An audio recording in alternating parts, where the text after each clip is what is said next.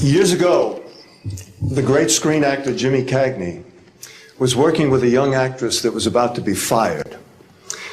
He went to the director and said, "Let me talk to her." And he walked over to the actress and he said, "Look, it's simple. You walk in the room, you plant your feet, look me in the eye, and tell the truth." The logo of the X-Files is "The truth is out there." The truth is out there. I'm going to paraphrase. The truth is in here. You're about to hear the truth. I'm an actor. My name is John Cipher. For 7 years, I walked through the door, planted my feet, and tried to tell the truth as Chief Daniels on Hill Street Blues, as General Craig on the hit sitcom Major Dad. I was 2 years on Dynasty. You're on Knots Landing. I've done 5 afternoon soap operas, 12 Broadway shows, and 20 films. One of the Broadway shows I did was the great musical Man of La Mancha on Broadway. I was Richard Kiley's original understudy. I sang the words to dream the impossible dream, to fight the unbeatable foe, to bear with unbearable sorrow, to run where the brave dare not go. I'm here to introduce your host this morning, Dr. Stephen Greer. He's a man who is running pell-mell where the brave dare not go. He was an emergency room physician. In fact, the director of emergency medicine at a major hospital in North Carolina. 3 years ago, he sat his wife and his 4 daughters down and said, "I've been doing this part-time, running after the truth, for 7 years now. Now I'm going to do it full-time." He walked away from all that money to pursue the truth. I always think of Hamlet's great line to Horatio, "There are more things between heaven and hell than are dreamed of in your philosophy, Horatio." I'm going to introduce a man who says, there are more things between heaven and hell than any of us have accepted. And I have the witnesses and the documents to prove it. Ladies and gentlemen, Dr. Stephen Greer.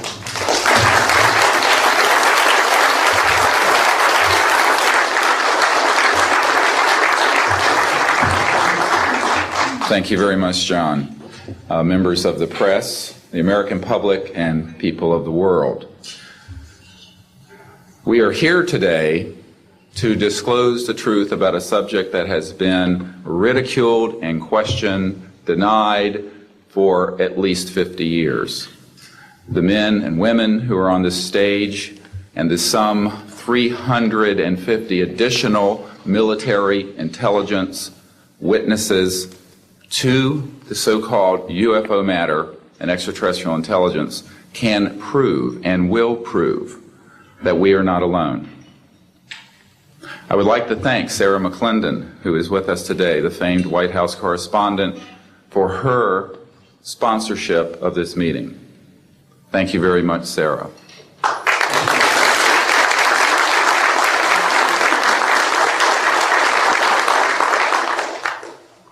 In 1993, a group of military advisors to this project and I met out in the countryside in Virginia, and we decided that it was time for civilians, military, intelligence, and other people to come together to disclose the truth about the subject which is called UFOs. Since that time, I have personally briefed a sitting director of Central Intelligence, James Woolsey, President Clinton's first CI director. I have personally briefed the head of the Defense Intelligence Agency, the head of Intelligence Joint Staff, members of the Senate Intelligence Committee, many members of Congress, members of the European leadership, the Japanese cabinet, and others. And what I have found is that none of them are surprised that this is true, but they are uniformly horrified that they have not had access to these projects. We can establish through these witnesses whom we have identified, which now number over 400, and these are people who have been inside the CIA, NSA, NRO, Air Force, Navy, Marines, Army, all divisions of the intelligence and military community, as well as corporate witnesses, contractors to the government. And these are folks who have been involved in so-called black budget or covert unacknowledged projects. These unacknowledged special access projects are taking in at least $40 to $80 billion per year. And they are sitting on technologies that can change the world forever.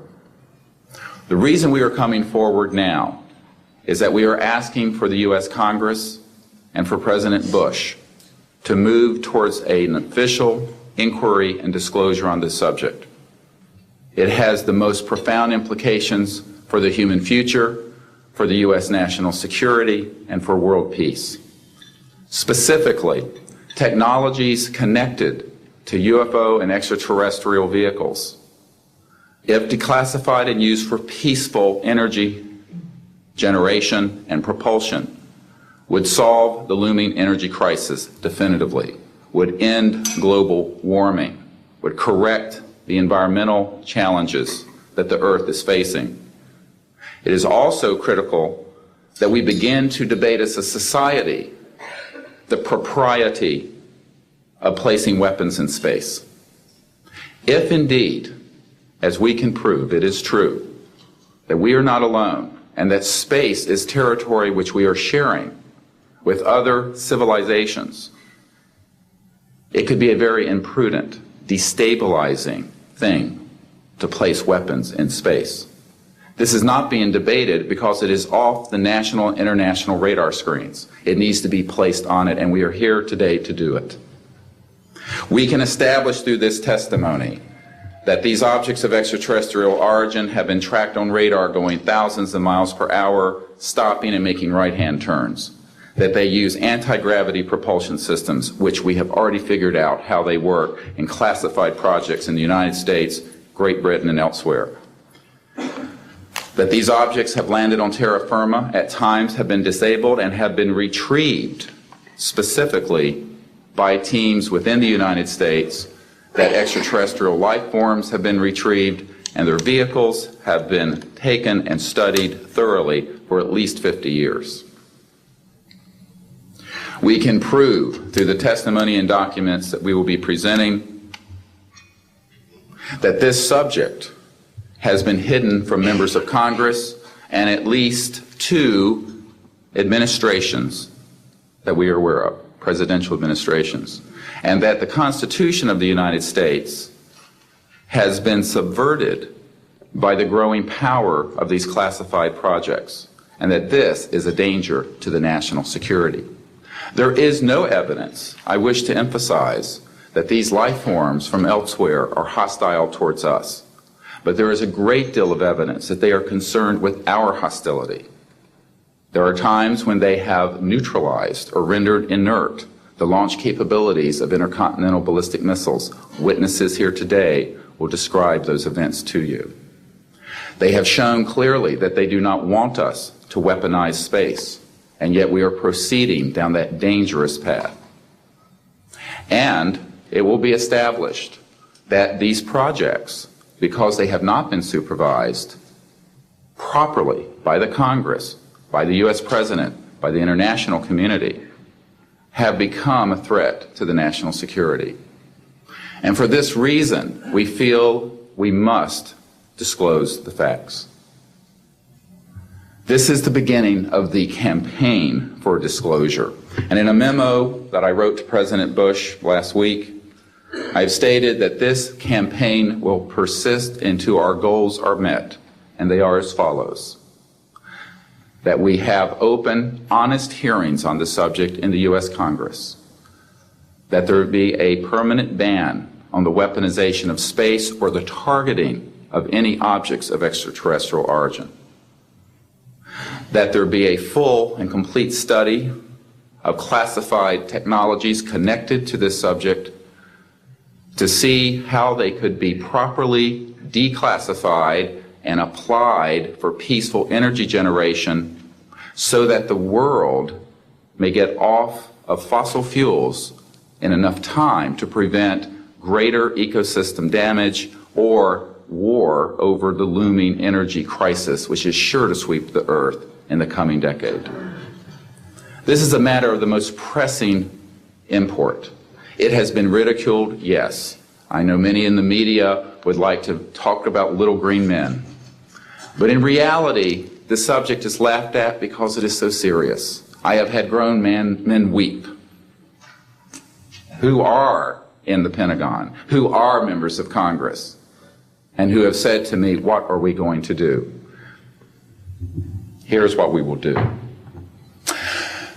We will see that this matter is properly disclosed, and these courageous witnesses, the first 21 of over 100 that we have already interviewed on videotape, have stepped forward to speak the truth. Now, I expect people to be skeptical, but not irrationally so, because these men and women have come forward and they have their credentials, they can establish who they are, and they have been first-hand witnesses to some of the most important events in the history of the human race.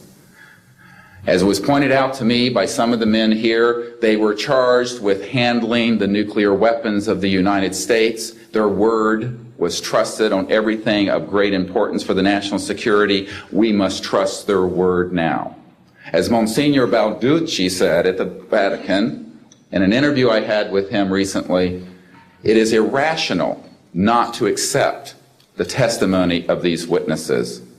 So please be skeptical, but that is not the same as prejudiced and closed-minded. This is a matter of great importance, and I ask the media, the scientific community, and the political community to look seriously at this matter and to do the right thing for humanity and for our children.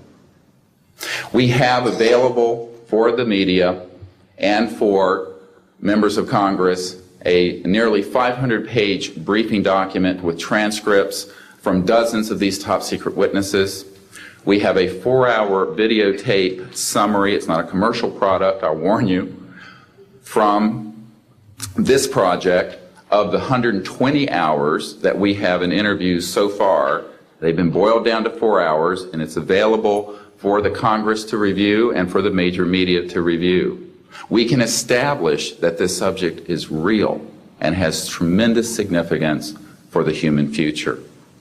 I ask on all of you who are listening to contact the members of Congress that represent you and the leaders around the world and other countries and ask them to hold an honest inquiry into this subject to support a ban on weaponizing space, since we are sharing space with other life forms, and that we move quickly as a people to understanding that this is the end of the childhood of the human race.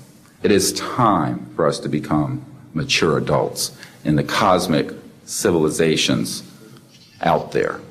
To do this, we must become a peaceful civilization, and we must look as we go into space with an intent of cooperating with other civilizations, not weaponizing that high frontier. The men and women who will speak next will do so in order, beginning on your left. They will introduce themselves. I ask for the media to refrain from questions until each witness has spoken briefly about who they are and what they have personally been involved with or witnessed in their government, military, or government-connected careers. At the end, we will have questions. All of you may ask questions for as long as we can stay here, and we will provide you with all the information that you need. So we will begin now with the first of our witnesses, Mr. John Callahan.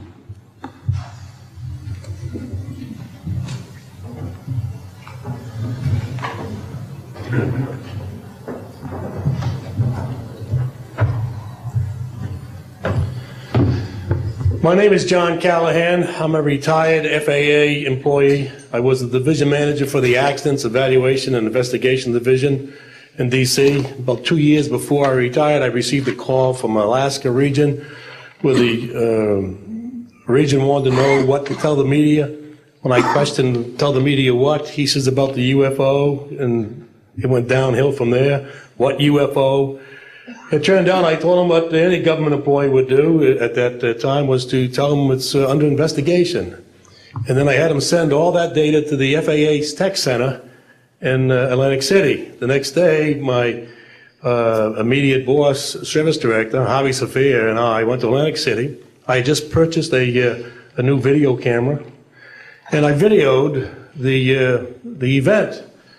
And in Atlantic City, we had them play back on a scope, you would call it a scope, a plan view display, PVD, exactly what the pilot seen or what the controller seen, and we tied that in with the voice tape so we could hear exactly what the controller said and what he heard, and we taped it. We came back the next day, briefed the administrator, Admiral Ingen, on what happened. He wanted a 5-minute briefing. After we started the briefing, he wanted to know if he could see the video. We put the video on. He watched the video, the whole video. The next day, he set up a meeting for me to give a dog and pony show to President Reagan's scientific staff and whoever they brought over, and to hand off all that data to them. That morning in the FAA round room, it was either 9 or 10 o'clock, 3 men from Reagan's scientific staff, 3 CIA people, 3 FBI people, and I don't remember who the other guys were, along with all the FAA experts that I brought with me that could decide or talk about the hardware and the software, how it worked. We put on a dog and pony show. We let them watch the video. We had all the data there. We had all the printouts that the computer put out. They got all excited over it. When it was all done, the CIA, one of the CIA men told the people they were now sworn to secrecy, that this meeting never happened and this event never happened. When I asked him why, I thought it was probably just a stealth bomber at the time. He says, well, this is the first time that we have recorded radar data on a UFO, and these guys are going to get all excited, drooling over all this data. I said, well, you're going to tell the public about it? And he says, no, we don't tell the public about this. It would panic the public. He says, we're going to go back and study this. I said, okay. It was what he was going to do. Now, I've told this story many times, and I get sometimes funny looks from people. I have with me the voice tapes of the controllers that were involved, the FAA original tapes. See, after we handed this stuff off to the president's staff, the FAA didn't know what to do with it. We don't separate UFOs from real traffic, so it's not our problem, okay? I have a copy of the original of the video that we took, which is rather interesting. And once the thing was all over, the reports started coming into my office, but because it wasn't an FAA air traffic problem, the FAA's report ended up on a table in my office. And it stayed there until I retired, when one of the staffers packed up all my gear and helped it move to my house. Also, in a box I found just a few days ago, in my 1992 tax return, I have the target printouts from the computer data, which, so if you wanted to or look at every target that was up there at the time, you can now reproduce this from this piece of paper here. And it's called the UFO incident, Japan 1648, I believe the number was. It happened on November the 18th, 1986. I'm prepared to go to Congress, to swear before Congress that everything I've told you people and everything that is here is the truth. Thank you.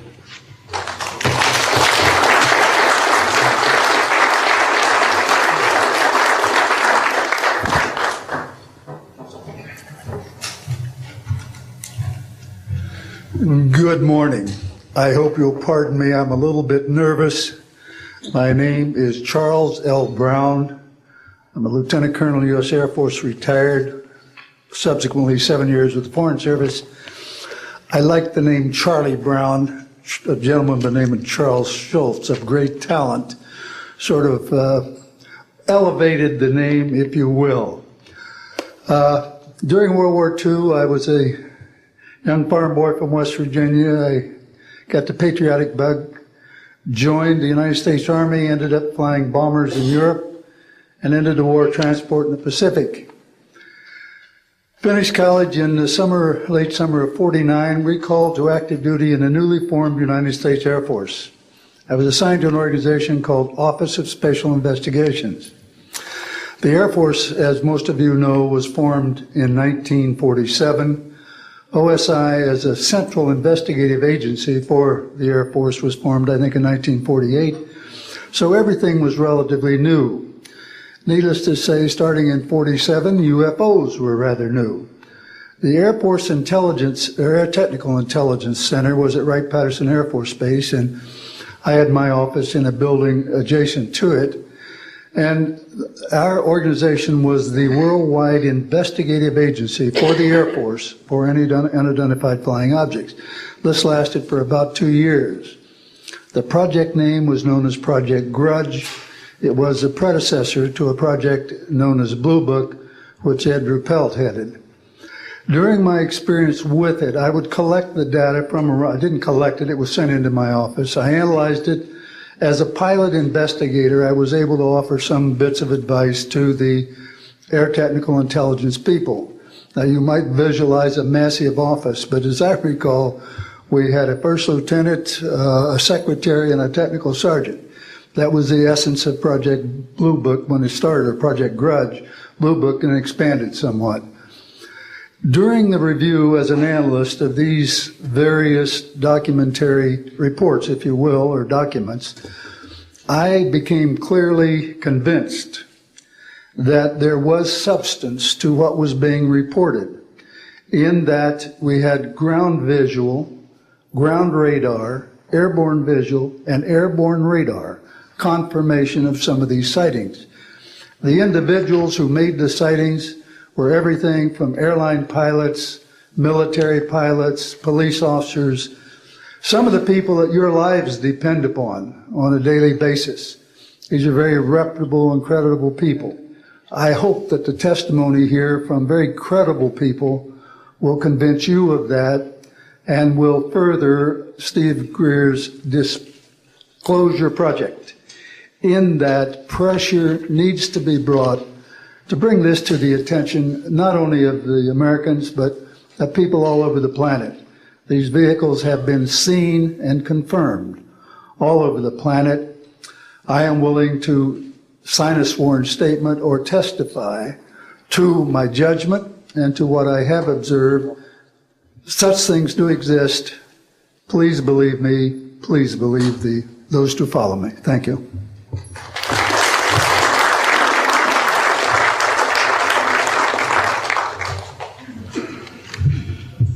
My name is Michael Smith. I was in the Air Force, a sergeant from 1967 to 1973.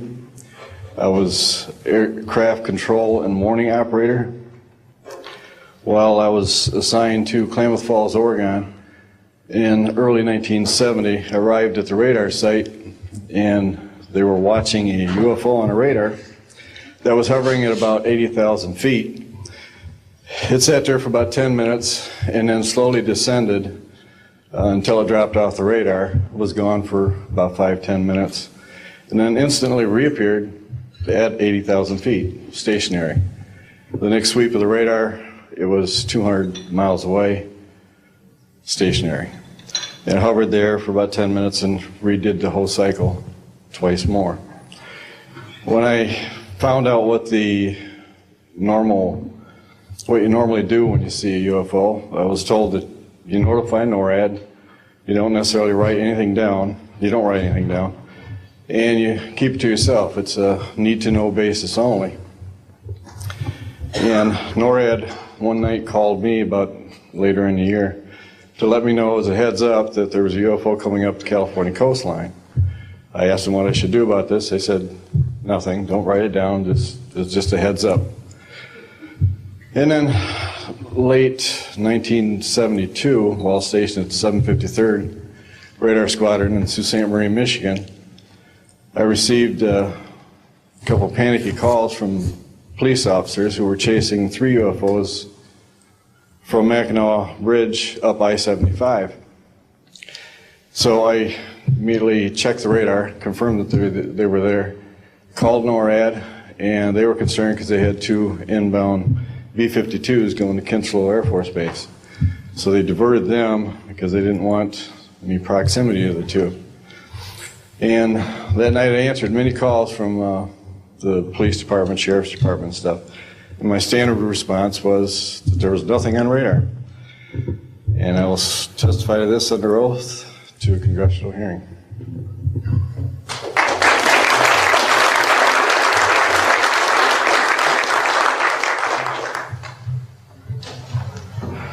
Good morning.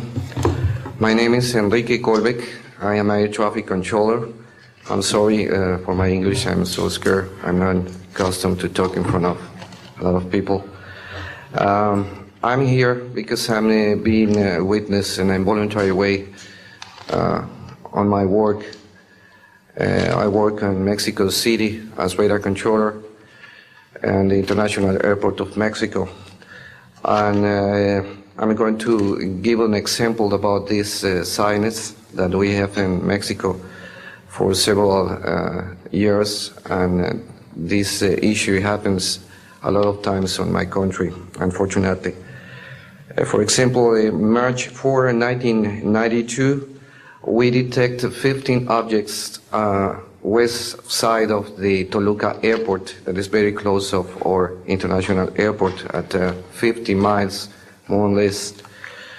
Then July 28 of 1994, we have almost a collision or something that we can name in that way with an international flight, domestic flight of Aeromexico 129, commanded by the pilot Raimundo Cervantes Ruano, that has a trash or something about in his main landing gear in the right leg.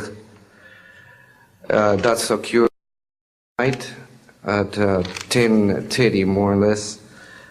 Then in the next week, the same year, in the same moment, the Aeromexico Flight 904 has another almost collision that was reported for the pilot Corso, the Capitan Corso, at 11:30 in the morning, and we detect that object on a radar. Suddenly, just for a moment. Then in the next week we have a lot of sightings reported by the pilots that give us information about the weird traffic or something, bright lights and different times, and we detect some of them in that week. But in September 15 of 1994, we have a detection about 5 hours, more or less, on a radar and a new equipment that we believe that that equipment was working in not a good way, because it's not human that you have detection by 5 hours of the same object and apparently without movement. Well, we concur with the technical persons of radar in our country that the radar system was working well, and was very exciting, and we surprised when at the next day we received information about a periodist named Jaime Maussan that is studied these cases in Mexico, about that a sighting from a lot of people in the Metepec city. There is another point located southeast of the Toluca airport, about a sighting of the big flying saucer, apparently 50 meters of diameter, then for a lot of people, and that led the trash is something in the ground. Well, next, November 24, 1994, we have on service officially our new radar system, and after that moment we have information very exactly about of these sightings at the same time with the pilots and detections. That's why I'm here, because we consider in my country that this is very dangerous. We have a lot of more cases, but I don't want to use more time in this. But it's very important that the people and the world knows these events and consider that could be very dangerous for aeronautical situation, especially in my country. I don't know why in my country that's occur frequently, but the point is that happens, and we consider dangerous, and we have only, unfortunately, one trash, but we don't want to have another more. Thank you very much, and I'm sorry for my English.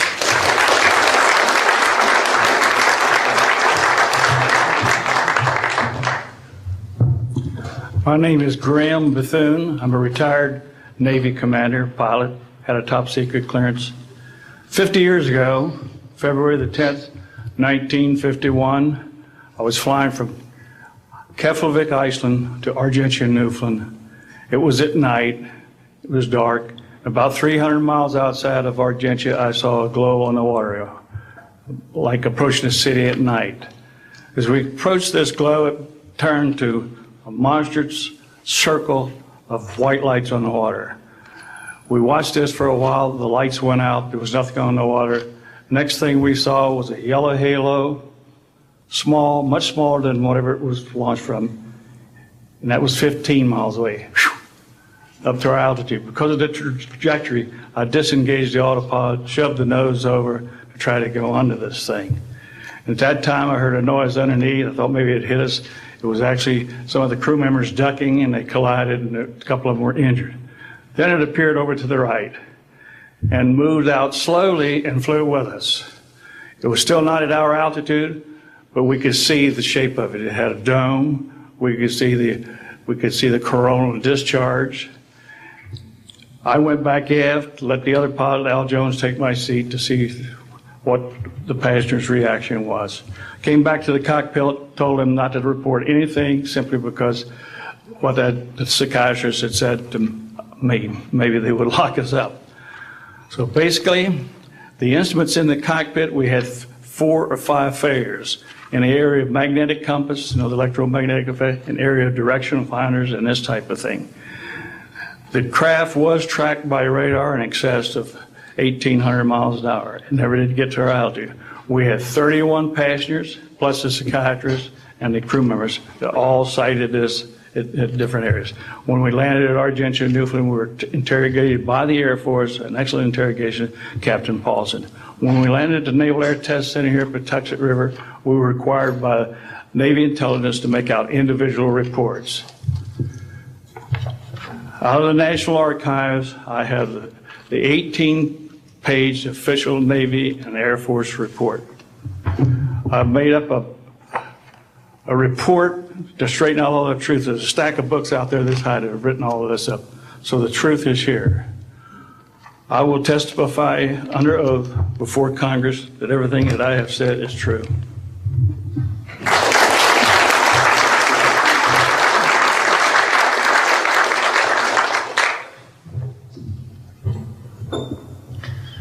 My name is Dan Willis. I was in the United States Navy. I held a top secret crypto level 14 extra sensitive material handling security clearance. I worked in the code room at the Naval Communications Station in San Francisco. In 1969, I received a priority message from a ship near Alaska that was classified as secret.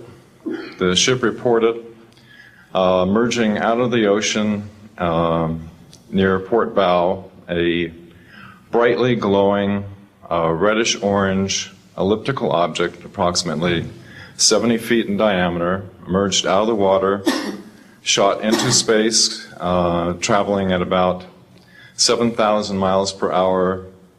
This was tracked on ship's radar and substantiated. Years later, I worked at the Naval Electronic Engineering Center in San Diego for 13 years. The co-worker who I worked with worked at the NORAD facility. When he first started working at the facility, he noticed objects going on the screens that track everything out in space and in the air, objects going off the scale, doing right-angle turns. When he inquired, his older supervisor advised him that, quote, it was just a visit from one of our little friends. He thought this was a little unusual. These statements are true and willing to testify under oath before Congress. Thank you.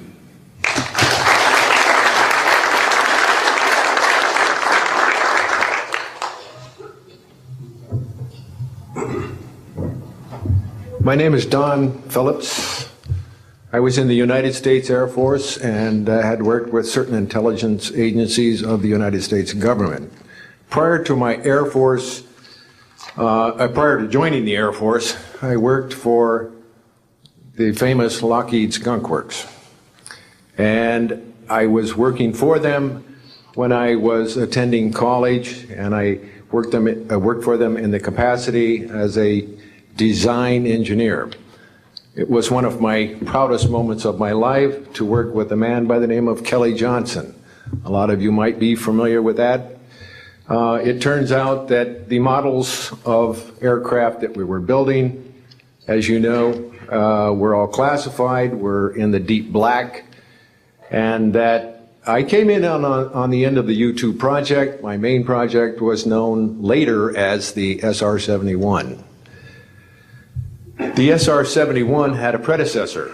It had a special model built for the CIA, and that those models were one passenger, one pilot special aircraft in order to get from one place to another very, very quickly.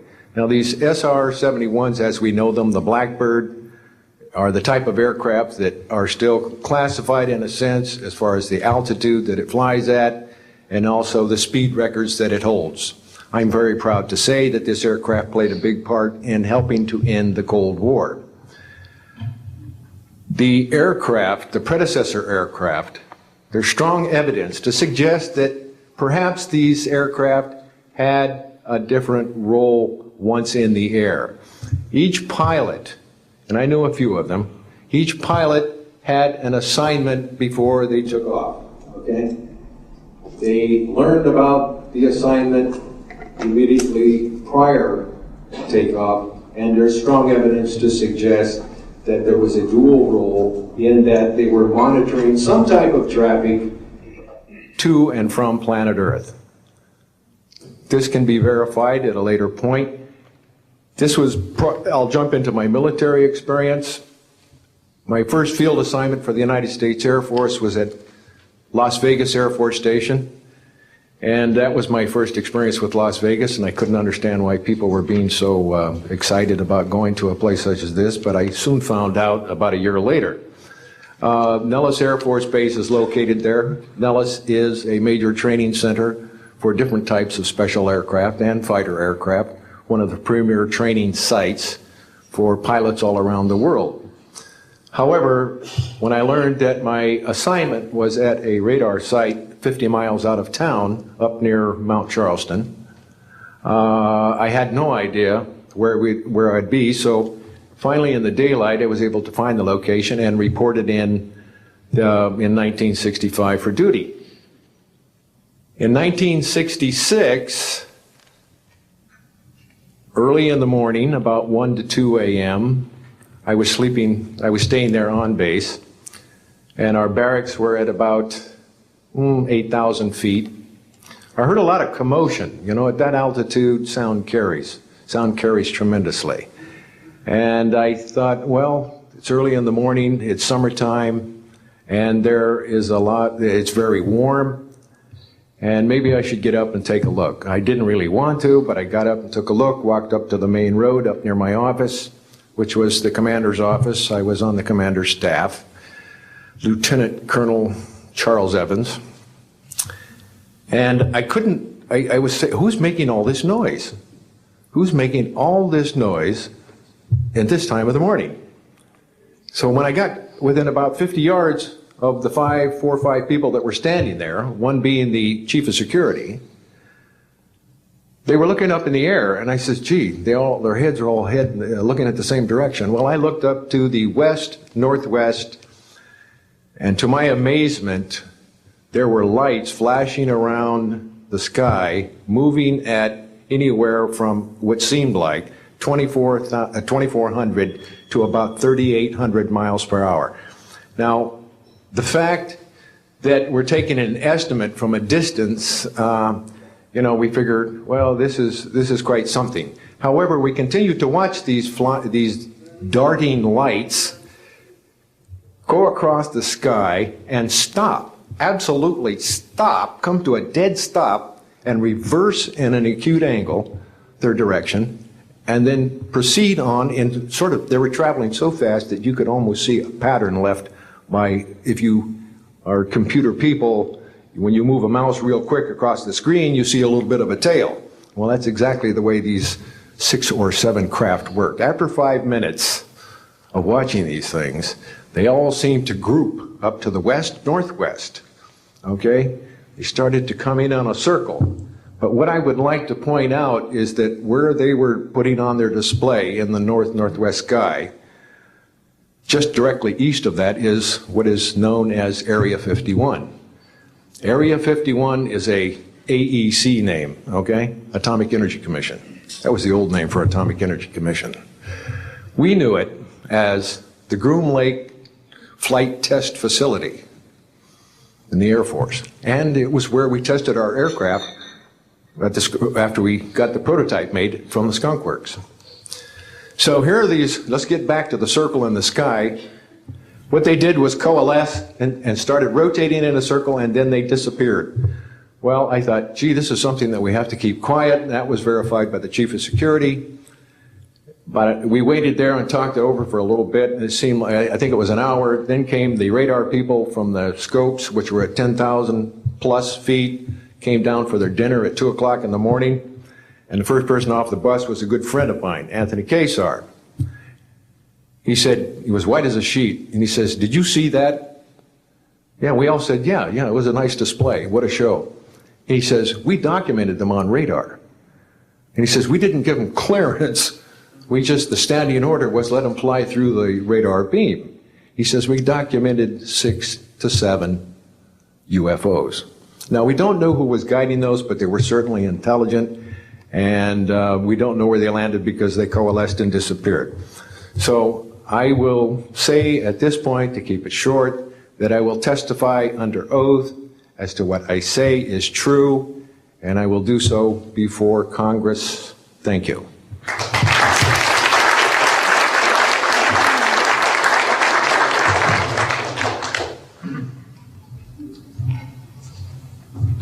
My name is Robert Solis. Contrary to what it says on the card, I was not a lieutenant colonel in the Air Force. I was in the Air Force active duty after I graduated from the Air Force Academy in 1964 until 1971 and separated as a captain.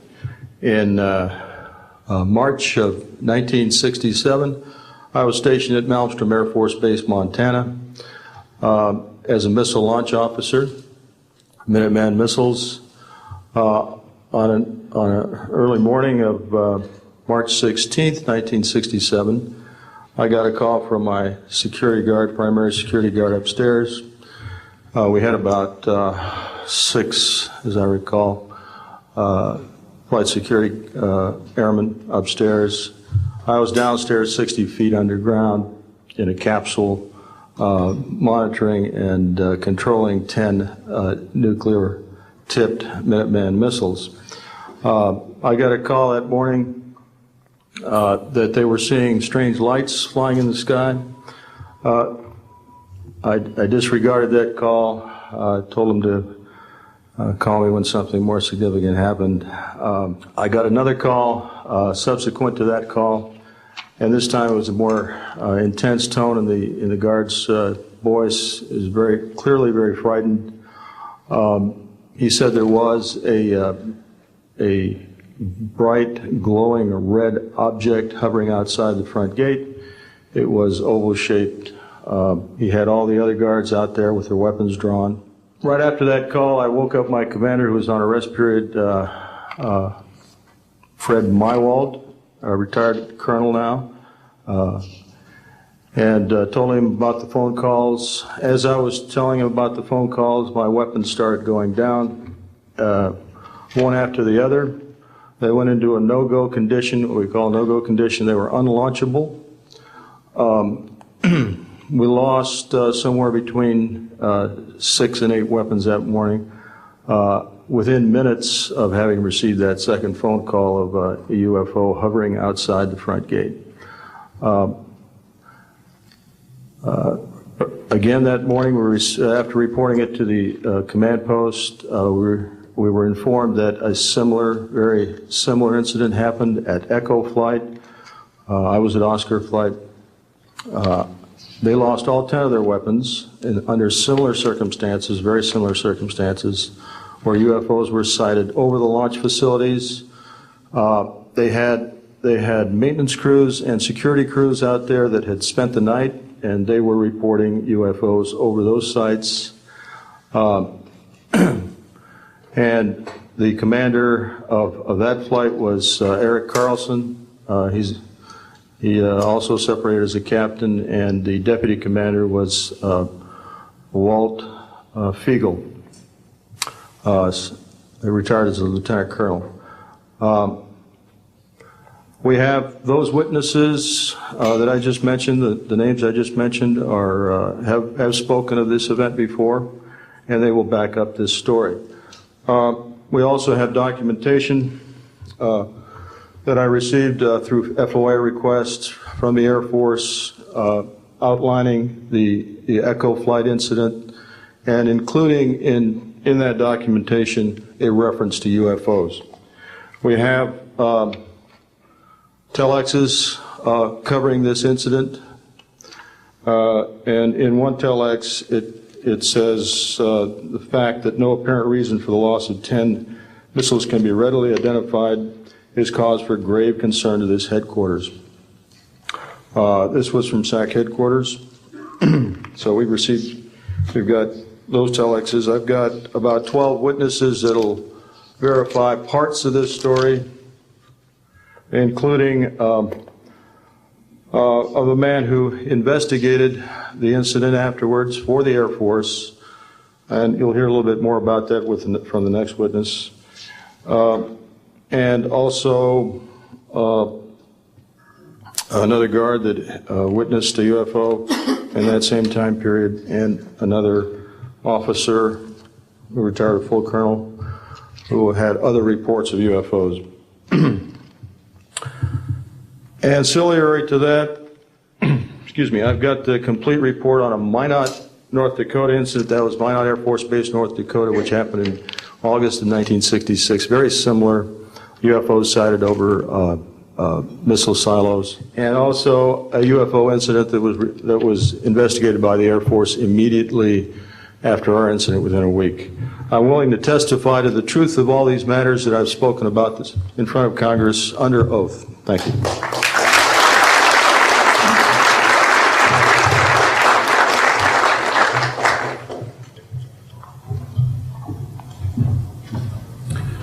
Good morning. My name is Dwayne Arneson. I served 26 years as a communication electronics officer in the U.S. Air Force, all over the world, including Vietnam. I was lucky to be selected to be commander of 3 different units in the Air Force. I held a top secret SCI TK clearance, and for those who know, it is slightly above top secret. I retired in 1986 as a colonel at Wright-Patterson Air Force Base in Ohio. I would like to relate about 3 different experiences, if you will, that relate to UFOs. As a young lieutenant over in Germany, Ramstein Air Base, Germany, back in the early 60s, I was in charge of the cryptographic center. I had a top secret crypto clearance at that time, and I can clearly recall seeing a message that went through my crypto center which said that a UFO had crashed on the island of Spitsbergen, Norway, and the team of scientists were coming to investigate it. Going forward to the 1967 timeframe, I was assigned to the 28th Air Division at Great Falls, Montana, and I was the officer in charge of the communications center there. Also, I was a top secret control officer for the division. I had a crypto account. I was an account custodian, and I also passed out nuclear launch authenticators. During that time, I can recall seeing a message come through that communication center which said, basically what Bob just got through talking about, is that a UFO was seen near the missile silos and the missiles were deactivated. Coincidentally, The person that Boeing sent to investigate the particular missile conditions, if you will, what made them shut down, was my first manager at Boeing, Mr. Bob Kaminsky, who has since passed away. And I can recall him on different occasions. He lived close to me in Auburn, Washington. That's where I'm from.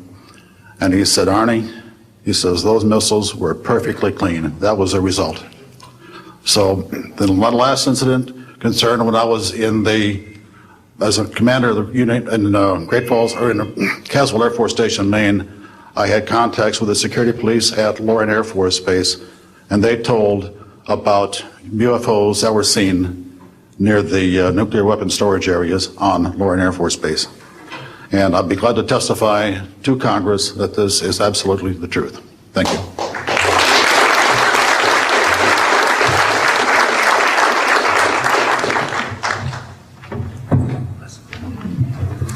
Good morning. My name is Harlan Bentley.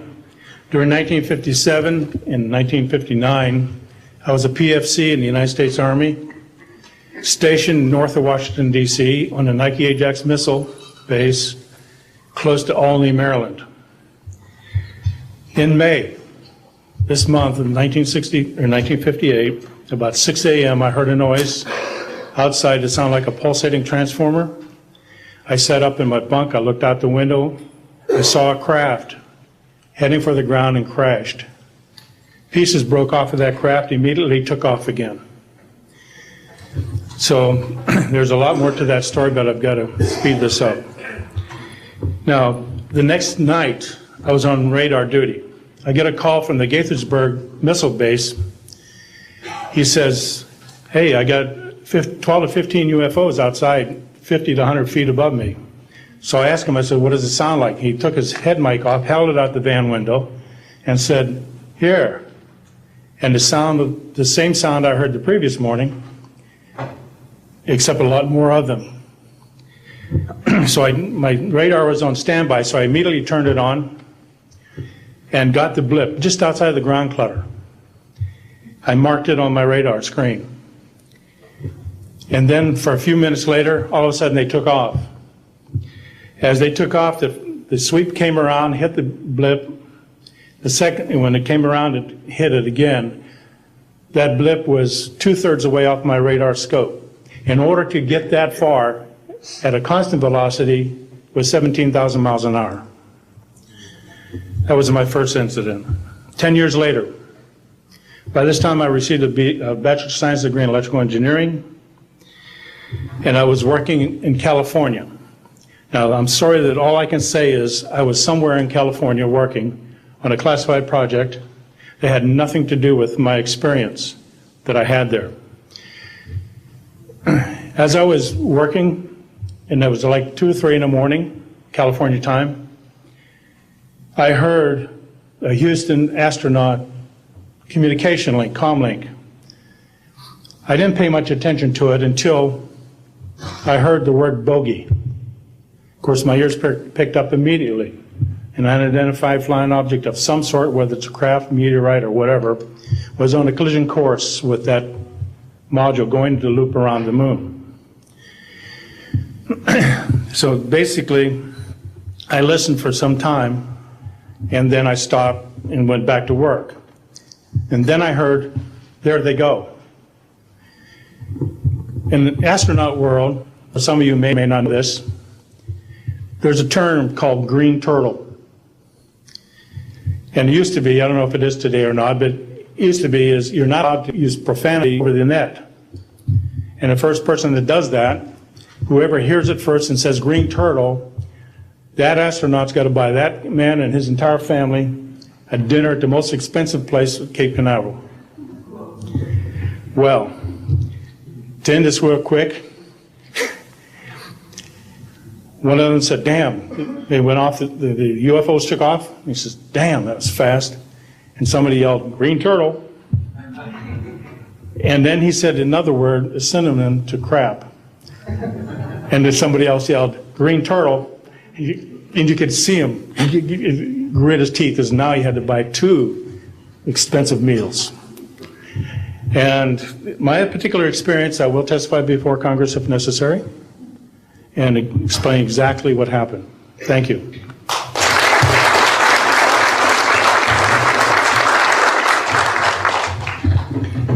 My name is John Maynard.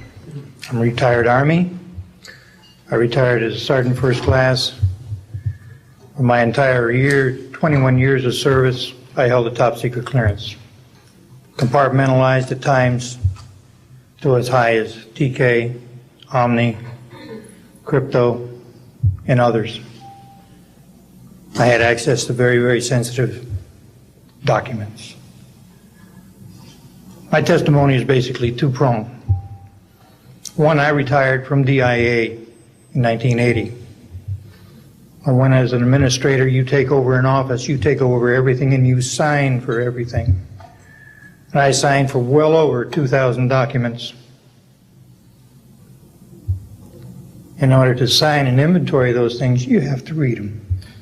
Not word for word, but basically I went through every document to make sure that it was complete.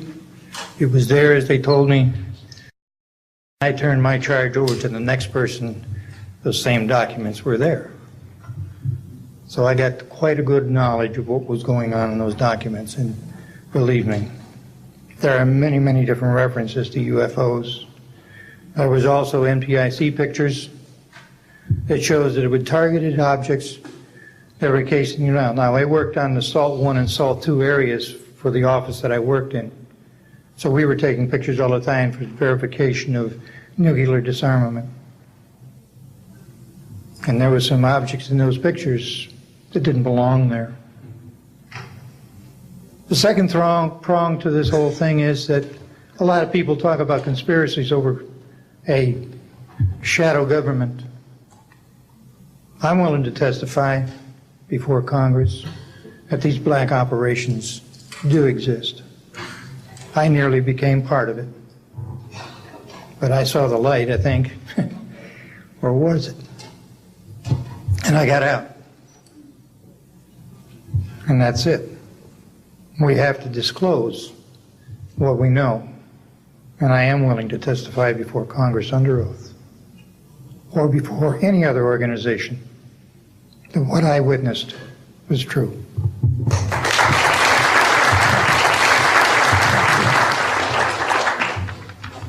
Good morning.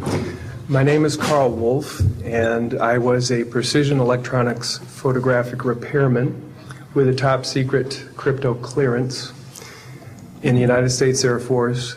I was stationed at Langley Air Force Base in Virginia. In 1965, in mid-1965, I was loaned to the Lunar Orbiter Project at NASA on Langley Field. Dr. Colley was in charge of that project. They had problems with a piece of electronic equipment that was bottlenecking their production of photographs. I went to the facility, and when I walked into the facility, there were scientists from all over the world. I was stunned, actually, to see people at a NASA project from all over the world. It didn't make any sense to me initially. I was taken into the laboratory where the equipment was malfunctioning. I couldn't repair it in the dark. I asked to have it removed. A Airman Second Class was in the dark room at that time. I was also an Airman Second Class. I was interested in how the whole process functioned, how the data got from the lunar orbiter to the laboratory. Asked the young man if he'd describe the process to me. He did. About 30 minutes into the process, he said to me, in a very distressed way, by the way, we've discovered a base on the backside of the moon. And then he proceeded to put photographs down in front of me, and clearly in these photographs were structures, mushroom-shaped buildings, spherical buildings, and towers. And at that point, I was very concerned because I knew we were working on compartmentalized security. He had breached security, and I was actually frightened at that moment. And I did not question him any further. And a few moments later, someone did come into the room. I worked there for 3 more days, and I remember going home and naively thinking, I can't wait to hear about this on the evening news. And here it is, more than 30 years later, and I hope we hear about it tonight. And I will testify under oath before Congress that what I'm saying is the truth.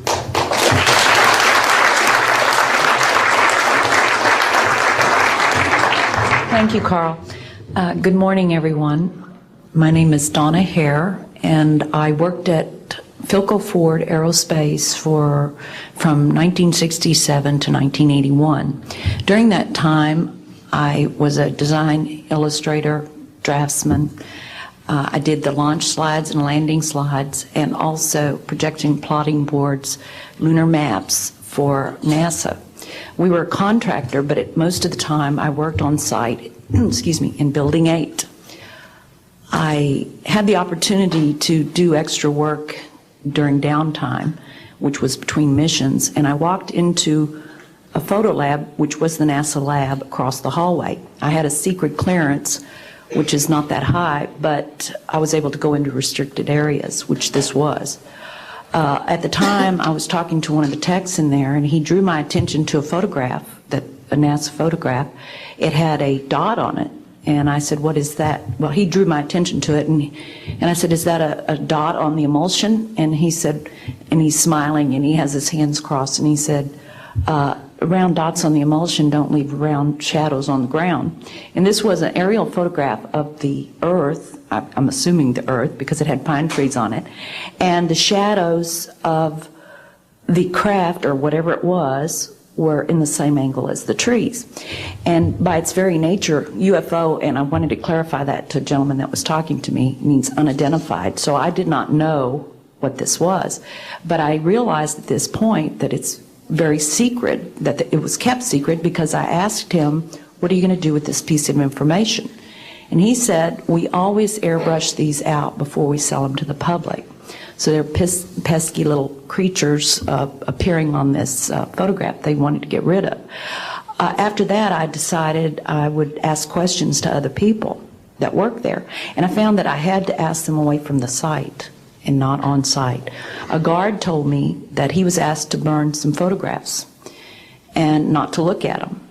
And there was another guard guarding him, who was in green fatigues, watching him burn the photographs. And he said he was too tempted. He looked at one, and it was a picture of a UFO, and he was very descriptive. I can go into that later with anyone. He immediately was hit in the head, and he had a big gash in his forehead. He was knocked out, and he's terrified, so he would have to be protected. Another incident, I knew someone in quarantine with the Apollo astronauts. He told me that the Apollo astronauts saw craft on the moon when we landed, and that is what he told me. And he also was afraid. He said that the astronauts are told to keep this quiet. They're not allowed to talk about it. So I do want to let you know that I worked out there for a number of years, and I ran into this. So it's not something everyone knows that works out there for a long time. My boss didn't know about it. Some people that sat right next to me didn't know about it. It's very strange, because I don't know how they can do it, but they can let some people know about it and then others not. I'm willing to testify before Congress that what I'm saying is true, and thank you very much. Thank you.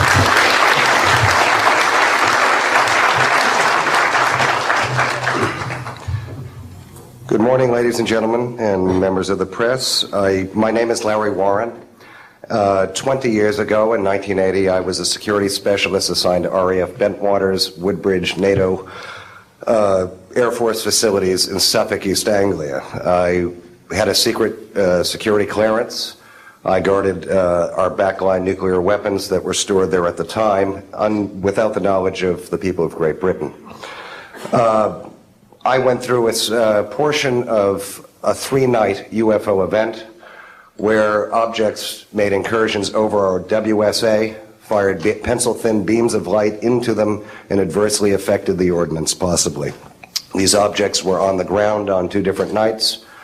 Potentially there was another life form seen. This is an unpopular truth. These events were of extreme defense significance to not only Her Majesty's government, but this government as well, and they are still shrouded in secrecy. They are very complex, they are very vast. This is more about a human rights issue than just a UFO issue. 20 years ago, this room would be empty. I see a turn in history. This is history in motion, but unfortunately it's history with the security classification. I would be more than honored to swear under oath that I experienced what I did, I saw what I saw, These events produced not only, after numerous denials by this government, a memo by Lieutenant Colonel Charles Holt, our deputy base commander, which reads like science fiction. It also produced, years later, an on-site audio tape he made as these objects performed their feats and did what they did and violated airspace. These events are of extreme defense significance.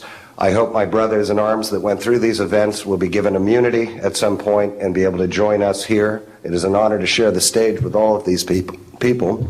And I think for all of our children, my son Dennis, God bless you, son, we can change the world. You're heroes for being here also, and I will testify in front of Congress if asked to. God bless. Thank you.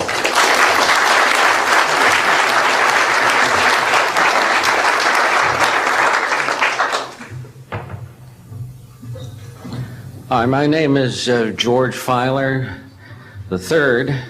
The reason I'm here is because George Filer V is in the hangar and will be born on Friday. And I'm a retired intelligence officer and flyer with almost 5,000 hours, and I didn't believe in UFOs until London Control called us in the winter of 1962 and asked us, would we chase one? And we said, sure.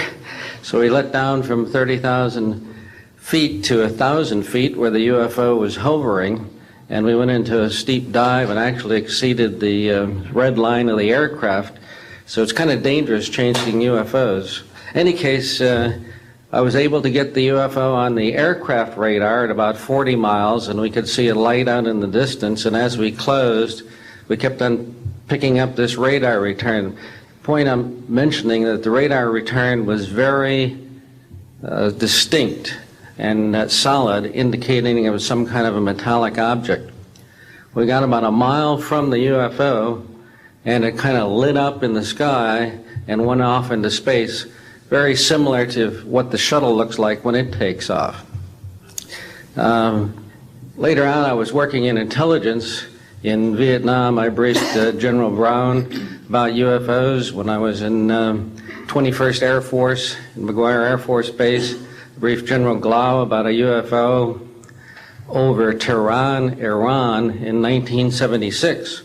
The two F-4s from the Iranian Air Force had taken off and tried to intercept the UFO, and when they turned on their fire control systems, they immediately went out. All the electrical systems went out. The planes had to return to base.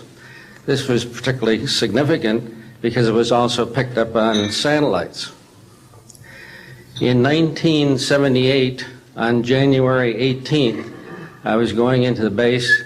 Every morning I did the briefing to the general staff, and I noticed that there are some lights off in the distance at the end of the runway there. And when I got into the command post, the senior master sergeant in charge said that there had been UFOs in the pattern all night. They're on radar. The tower had seen them. They gotten aircraft reports and so on. And that one had landed or crashed at Fort Dix. Fort Dix and McGuire are right together. And this is kind of like the Roswell of the East. But in any case, an alien had come off the craft and had been shot by a military policeman, and apparently was wounded and was heading for McGuire. So for whatever reason, the aliens liked the Air Force better than the Army, perhaps because they're shooting at them. But in any case, our security police went out there and found him on the end of the runway dead. And they asked me to brief the general staff, General Tom Sadler, and at the 8 o'clock stand-up briefing. And I said, I don't think I want to do this. You know, the general doesn't have a good sense of humor, and I'm not sure I believe this. So I did some checking, called the 438th command post, and everybody had pretty much the same story. And at 8 o'clock that morning, just before I went on, was going to brief this, and I was very worried about it. They said, don't brief it, that it's too hot, so to speak. That's pretty much my story, and I'm prepared to tell the story in front of Congress, and it is the truth. Now, because of this, I've stayed interested in UFOs, and I'm the Eastern Director of the Mutual UFO Network. And between the National Reporting Center and Peter Davenport and the MUFON, we get 100 reports a week on average of people from all over the United States that see these things regularly. And if you start checking, they're out there and they're low, and people are seeing them all the time. And these are highly qualified people, all of whom essentially give us the reports by email. Thank you.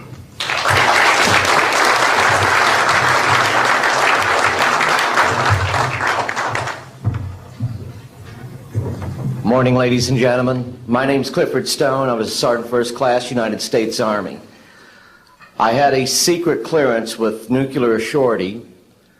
I could get the clearance that I needed to do whatever it was that was necessary for me to do at the time on special operations when I was called in on those.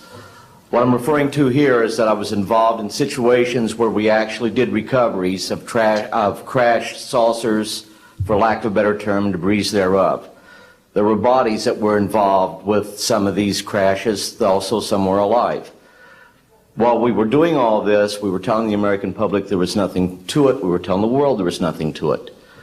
I'd like to go into detail on some of the cases, about the nuts and bolts cases right here, but I will be available if you have any questions concerning my involvement in this. You can talk to Dr. Greer to arrange for me to get to talk to you. But the whole situation is, we've set back, we've told the American people that there's no such thing as UFOs. I've been involved where we have recovered these objects. We know them to be of extraterrestrials. In 1969, I had an event that happened to me while I was stationed at Fort Lee, Virginia. We went to Indiantown Gap, Pennsylvania. That would be my first exposure to any time that we would be recovering an unidentified flying object. When we went there, we already had people that was already in the facility. We were a backup team, which was supposed to be NBC, because there was supposed to be some nuclear materials that was on board this craft. Later on, most people involved were to be told that there was nothing on board it. It was nothing more than just a crash of one of our aircraft. I know better, because I was one of the people that approached it with a Geiger counter to get surface readings. I was the first person to go ahead and see that there were bodies on it. That would be the first of approximately 12 events. UFO crashes are not events that take place every day. They're rare. I know we're not alone in the universe. I know that the absence of evidence is not evidence of absence. It's evidence that has been denied to the American people.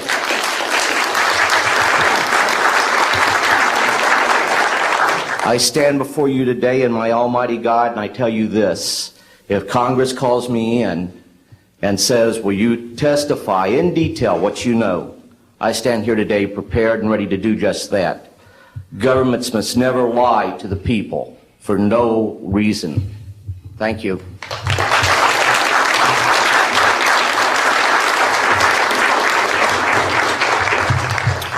Good morning.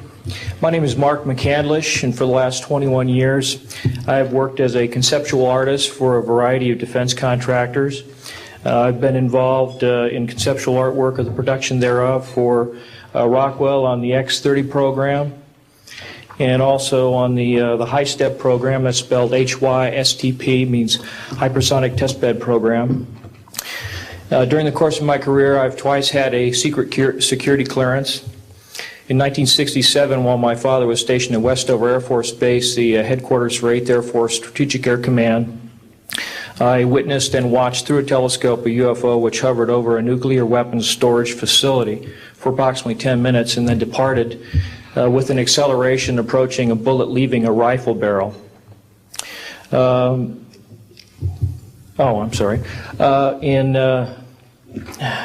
1988, in November, a college buddy of mine, an associate by the name of Brad Sorensen, informed me that he had personally witnessed 3 flying saucers at a very large hangar at Norton Air Force Base during the course of an air show that was held on Saturday, November 12, 1988. I subsequently called my congressman from that district. I called his office. This was Congressman George E. Brown, Jr., who at the time was the chairman of the Congressional Committee on Space Science and Advanced Technology. I naturally assumed that since this presentation that Brad talked about was for top military brass and certain congressional individuals, that his office must have coordinated this with the local Air Force Office of Public Affairs. A male staff member in Congressman Brown's office not only confirmed the exhibit, but the fact that there were 3 discs at that exhibit. These discs were hovering off the floor without any visible means of support. They were referred to as alien reproduction vehicles, also nicknamed the flux liner because they used high voltage electricity. Let's see. To keep things short, this is a diagram that I made based on a sketch that Brad Sorensen did for me in rough form shortly after he had his sighting, and subsequently cleaned that drawing up and made it much more accurate. And that's the drawing that Dr. Greer is holding there now. Later on, I obtained photographs that were taken in 1967 by a military pilot, Harvey Williams, flying a C-47 for the Air Force at 12,000 feet, approximately 25 miles southwest of Provo, Utah. This particular vehicle matches the so-called ARV in all proportions and respects in terms of the detail of the shape of the craft. And this was photographed, as I say, in June or July of June of 1967. I later spoke to a gentleman by the name of Kent Sellen that I met at an air show at Edwards Air Force Base in 1992, the first unveiling publicly of the B-2 bomber. He indicated to me that in 1973, when he was a crew chief working on experimental aircraft at Edwards Air Force Base, that he had unintentionally wandered into an area where there was a classified aircraft, namely the ARV. He described it in detail, and he added other details to the account concerning the configuration and the operation of the vehicle that Brad Sorensen was not aware of. Subsequently, Brad Sorensen met with the famous aeronautical designer Burt Rutan, gave him a copy of this blueprint which you've just been shown. Mr. Rutan felt that it was a joke and put it on his wall as kind of a joke. And a third party confirmed for me later that a Colonel Ray Walsh from Edwards Air Force Base was visiting Mr. Rutan, saw this blueprint on the wall and registered quite a degree of shock and anger, wanted to know where the hell he got this blueprint, because there was in fact such a craft at that time, approximately 1994, 95, in a hangar at Edwards Air Force Base, North Base Complex at that time. Subsequently, I've done a lot of research on this product, this vehicle. I've come across a number of declassified documents that show that the Air Force, as early as 1960, was wind tunnel testing flying saucer shapes up to Mach 20. And I also have declassified NASA documents that show similar shapes. In fact, this is the document here that more or less details the wind tunnel testing up to Mach 20. This is the NASA document right here that was declassified, and it shows a variety of spherical and lenticular shapes that were flight tested up to, or I should say wind tunnel tested up to Mach 6. I subsequently obtained a copy of an interoffice memo from Hercules Aerospace that describes a particular type of science involving something called zero-point energy and scalar waves. According to Brad Sorensen, this is the basis of the technology for these anti-gravity propulsion systems.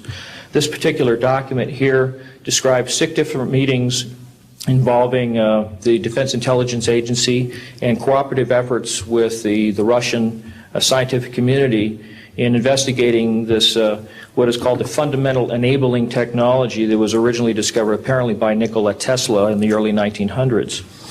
Anyway, I could provide you much more detail at a later time, and I am prepared to testify in detail concerning these events and their truthfulness before Congress. Thank you very much.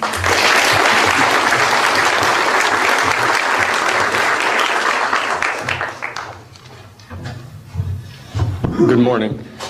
My name is Daniel Sheehan. I'm an attorney and serving as general counsel to the Disclosure Project. I'm a 1967 graduate of Harvard College in American Government Studies and Constitutional Law, and a graduate of Harvard Law School.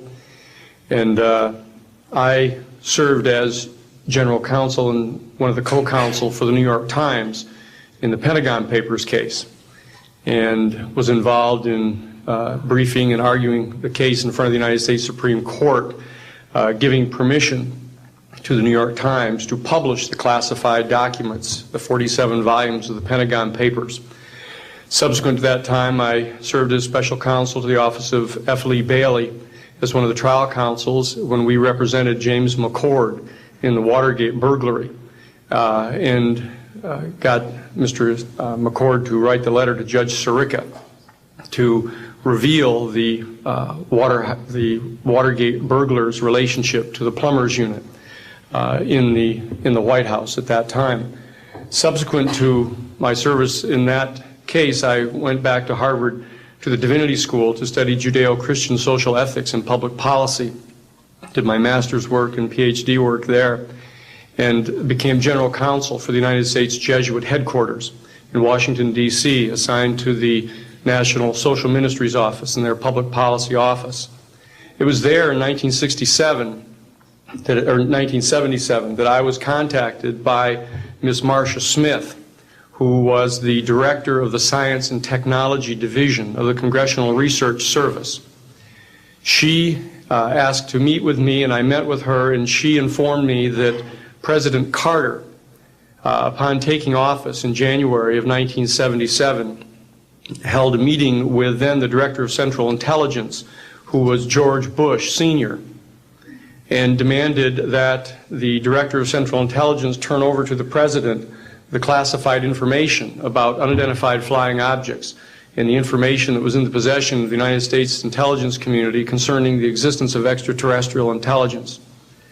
This information was refused to the President of the United States by the Director of Central Intelligence, George Bush Sr.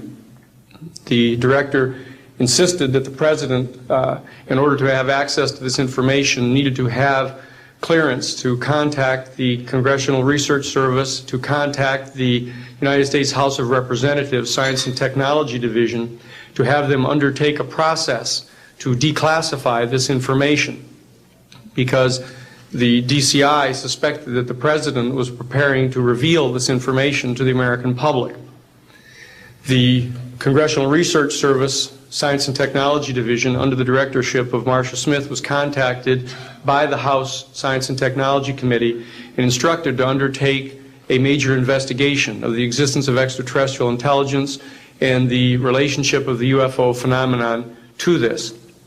I was contacted by Ms. Smith and asked, in my capacity as General Counsel to the United States Jesuit Headquarters, National Social Ministry Office, to see if we could obtain access to the Vatican Library, to obtain the information that the Vatican had with regard to extraterrestrial intelligence and the phenomenon of the UFOs. I pursued that with the permission of Father William J. Davis, the director of the National Office, and we were refused access as the United States Jesuit Order to the information in the possession of the Vatican Library. When I reported this to Ms. Smith, she then later subsequently asked me to participate in a project which I can go into some detail during the question and answer period or later to individuals, pursuant to which I was given access to, as a special consultant to the United States Library of Congress Congressional Research Service, to the classified portions of the Blue Book project of the Air Force.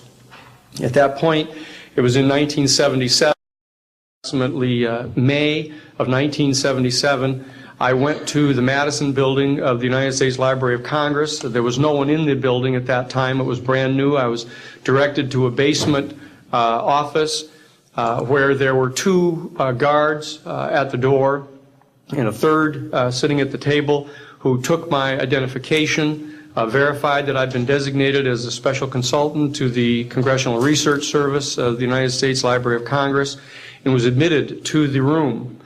I thereupon found photographs, some dozen photographs, of what is unquestionably an unidentified flying object on the ground that had crashed and plowed a furrow in a field of snow, and it was embedded in an embankment. There were United States Air Force personnel surrounding this craft, taking photographs of the craft. And one of the photographs, I could see that there were some symbols on the side of the craft. And so I proceeded through the photographs and found a close-up photograph of these symbols. I'd been instructed that I was to take no notes and had to leave my briefcase and all my identification outside of this room, but I had brought with me a yellow pad. And so what I did is I opened up the yellow pad and refocused the overhead camera onto the same size as the cardboard backing of the yellow pad, and I physically traced the copies of the symbols on the side of this craft, closed the yellow pad back, put the microfiche back into the canister, reclosed the box that I had, and I said, it is time for me to leave. And I took this and proceeded to leave the office, at which point the security guards stopped me, and one of them said, what is that you have there, Mr. Sheehan?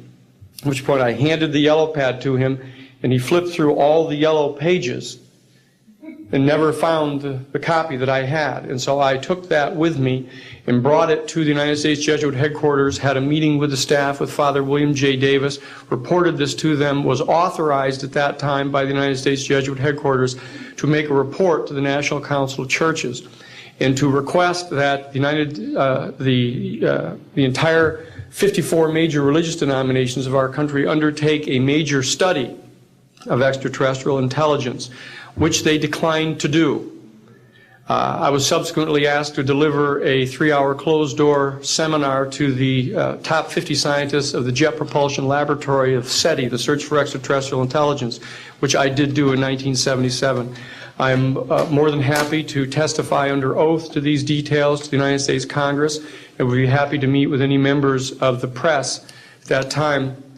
You may recall I also served as chief counsel to the Karen Silkwood case, in which we obtained the rulings in the Karen Silkwood case. I also served as chief counsel in the Iran-Contra case. It was the first one to testify before the United States Congress to the existence of the off-the-shelf enterprise of Richard Secord and Albert Hakim. I'll be more than happy to share the details of what I believe to be the relationship between this off-the-shelf enterprise and the secret government which is concealing this information from the American public. And I am happy and proud to serve as general counsel to the Disclosure Project. Thank you very much.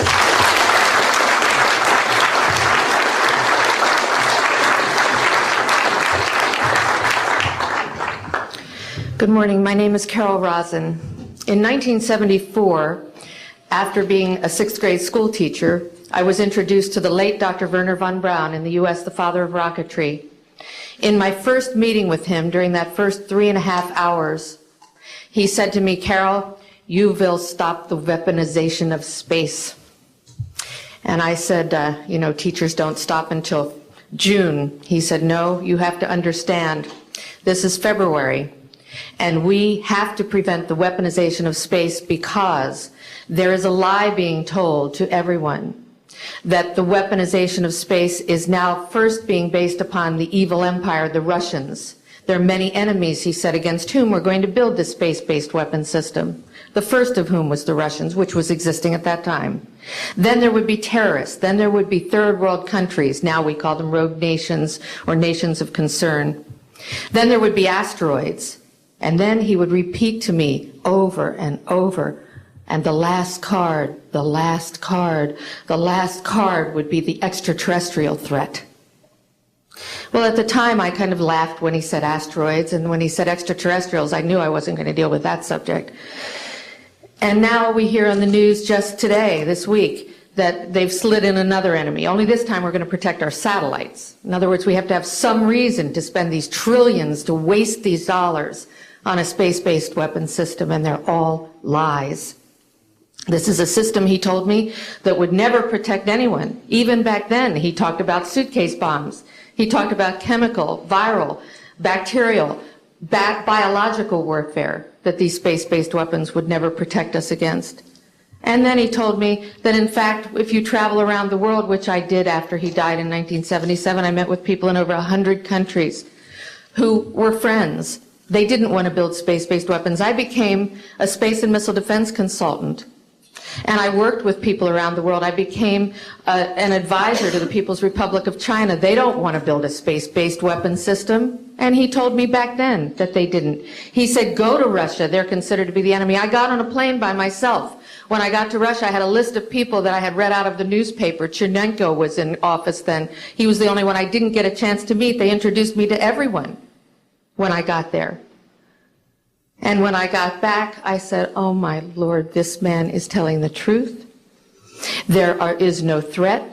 And I've been waiting until this day for 27 years, and I'm expecting the spin to happen, because he also explained to me that as a military strategist, as a person who worked on the MX missile, which I did later, he said, you will find that there is going to be a spin to find some enemy against whom we have to build space-based weapons. And now we should expect the spin, because he said part of the formula for the intelligence community is if they might have a weapon, then we have to consider that they do have these weapons. So now they do have these weapons, so now we have to build these weapon systems. And that's the formula, except that it's all based on a lie.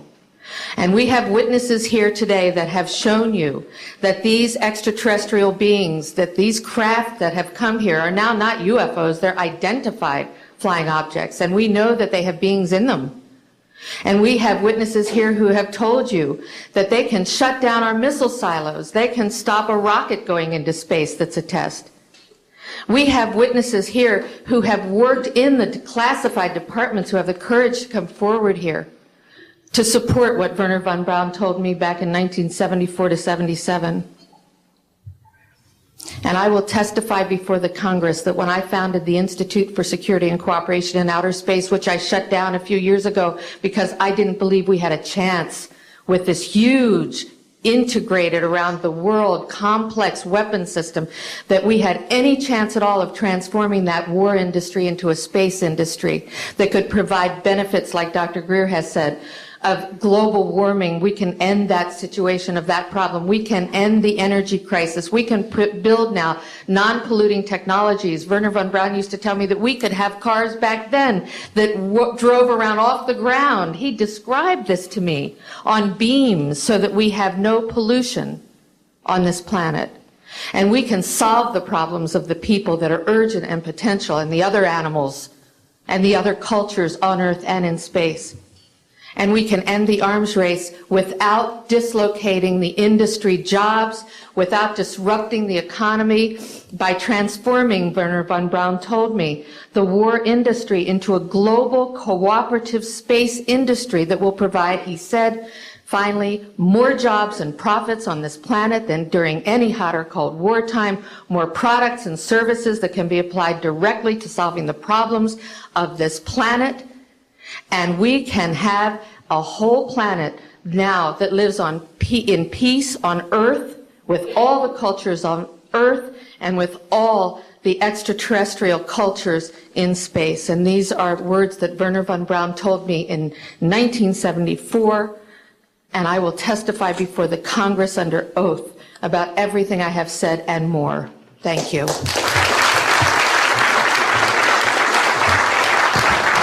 Thank you very much.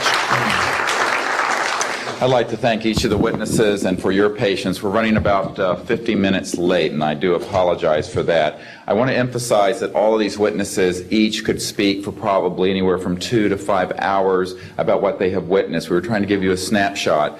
We have another 400 of these witnesses. I have carried this burden for 8 years. I'm now giving it to you, the American people and the people of the world, to take it forward. What I'd like to do now is open the audience for questions from the media. You may address them to me or to an individual witness as you deem appropriate. Yes, ma'am.